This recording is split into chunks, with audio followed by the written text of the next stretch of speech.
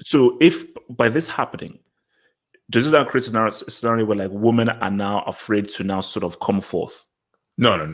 I think now it's more so than any other time.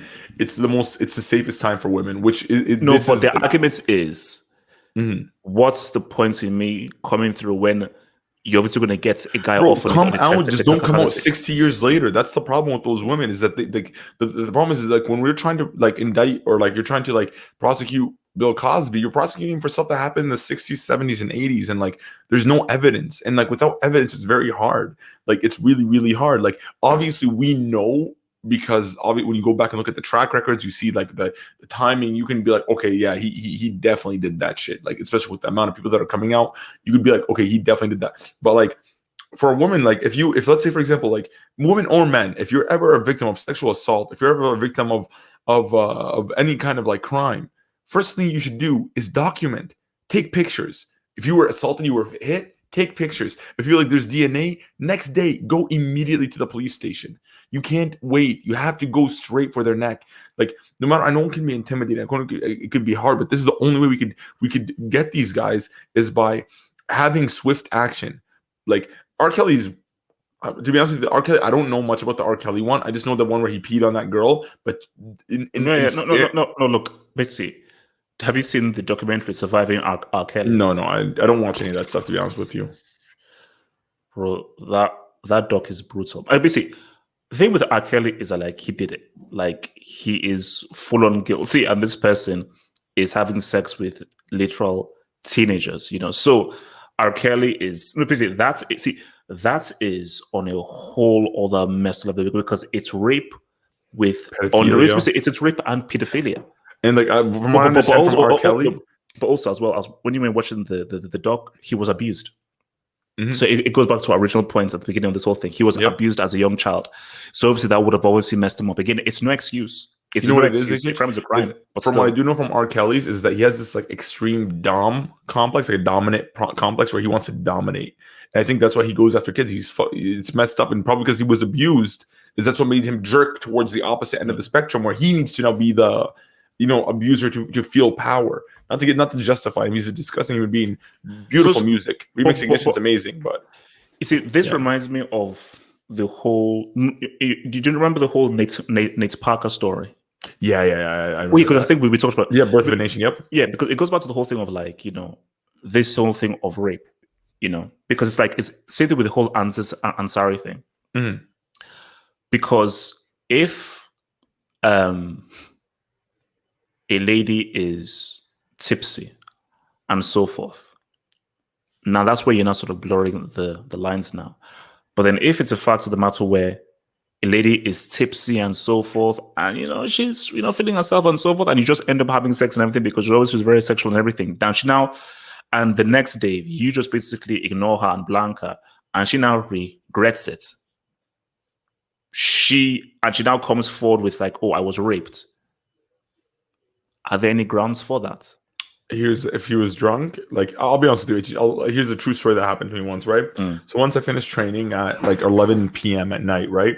And this one girl that I had asked her out, like she said in my DMs, I'd asked her out to go on Monday. It was a Friday night. She messages me during the day and she's like, "Hey, we're having a birthday party at my friend's house. You want to come by? Come with me?" Yada yada yada. I'm like, "Sure." Like I'm down to just have training, and after that I'll swing by.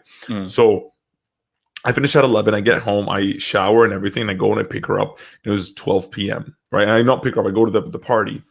When I get there, the girl was drunk. As soon as I saw that she was drunk, I hung her out for a bit, and I dipped. Like I legit, like that's it. Like I did not do anything. Did not. If you see somebody is intoxicated, my guy, if you got it, you don't need them to be drunk to get it. You know what I mean? You don't. So there's no need. There's no need to rush. Exercise patience. Like you don't, because like let's say for example she was drunk and this girl she slid into my DMs. I still actually have the Instagram DMs for proof if somebody wants. Like it's that like what happened is that like with the problem is that like you don't want to ever put yourself in that scenario to begin with. You always, as a man, for you as a man, move with one eye open. Even if a girl's all over you and she's sitting here and she's like telling you how beautiful you are and how good looking you are and how sexy and like your voice or whatever. Even then, bro, you don't take any of those compliments. You throw them out the window. You know who you are. You don't need anybody's validation, right? And you move accordingly. Because if you but getting ready, it's like, no, everything you're saying is right, but situations are situations. But here's the situation. Like, this girl, I knew she liked me. Like, I knew that, for example, had I done anything that night, she would have consented to it, because I know she likes me. You know what I mean? But let's just say, for example, I do something to her that night, and then I'm not interested. I don't find her attractive, or like, let's say I didn't like what happened, or she wasn't my type, and I decide to not talk to her anymore, right? I decide to, like, I'm not interested in this person. I just message her, be like, I'm not interested. At that point, if she goes like, well, he took advantage of me, I was drunk, I wasn't, she starts convincing herself that I took advantage of her, even though she was willing, but because, like, after I changed my mind, she can go back on that. Now, for me, I don't want to put myself in that position to begin with. So I won't touch you or anything till I know that this person is of quality, on my level of thinking. If I go and just start slinging dick to anybody, obviously the chances of girls that are gonna come out and be like, oh, yo, he did something to me, or he played with me, or he did that. Bro, you can't do that, man. You have to move as a man in 2021. Move with one eye open, whether you're in DMs, whether you're messaging a girl, whether you were out with her, whether she's drunk, whether she's sober, or anything. Move with one eye open. Trust me, it'll come to you. You don't have to go to it. You don't have to force it.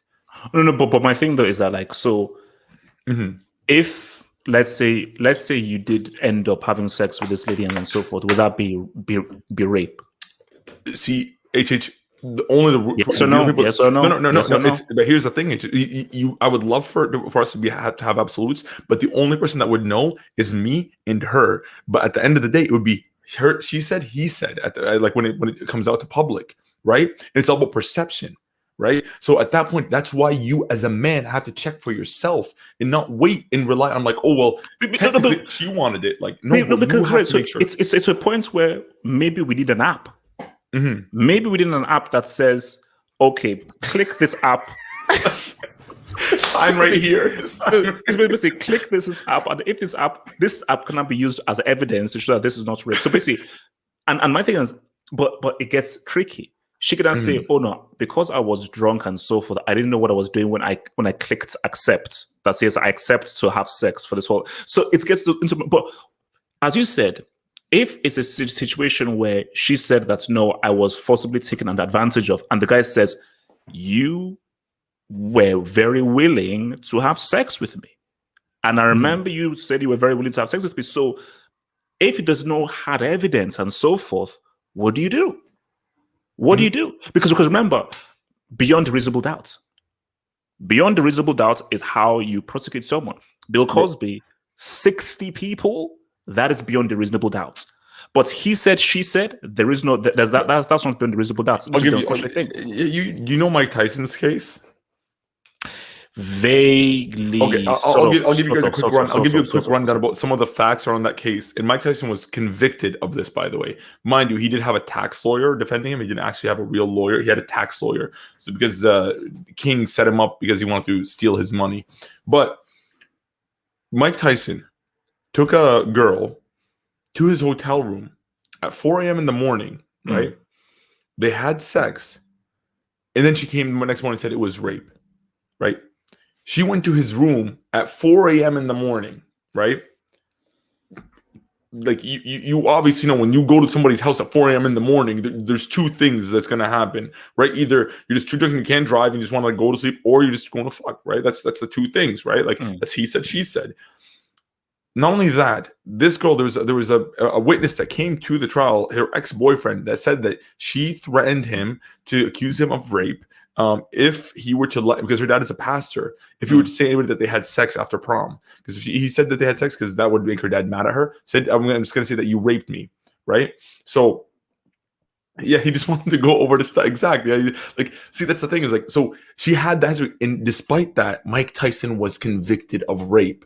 For you guys, that's what I'm telling you guys is that you can't move out here recklessly like that. Even if you know the girl likes you, even if you know she might consent or anything, if you see she's drunk, if you see she's not in her proper mind, if you see any of that stuff, it's not worth it. Trust me, that pussy's not that good, bro. But I say, right, that's why we're increasing because the MeToo movement is so and see, this is where it gets bad. Is that again, those women who are raped, this is why I'm so happy for them, because this is a time in which people cannot listen to you. The worst are the liars, because people understand that women are not these kind of special. No, women are human beings, and human beings are fickle by nature. Human beings lie.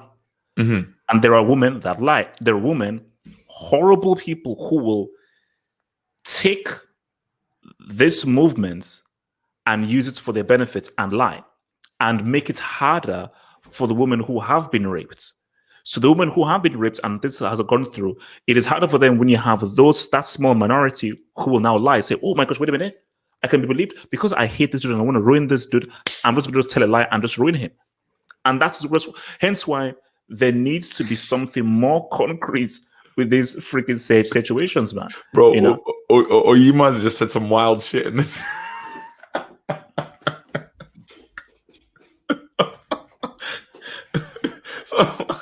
That's not my point, my guy. That's not I mean, do you, man? God, like if it does it for you, it does it for you.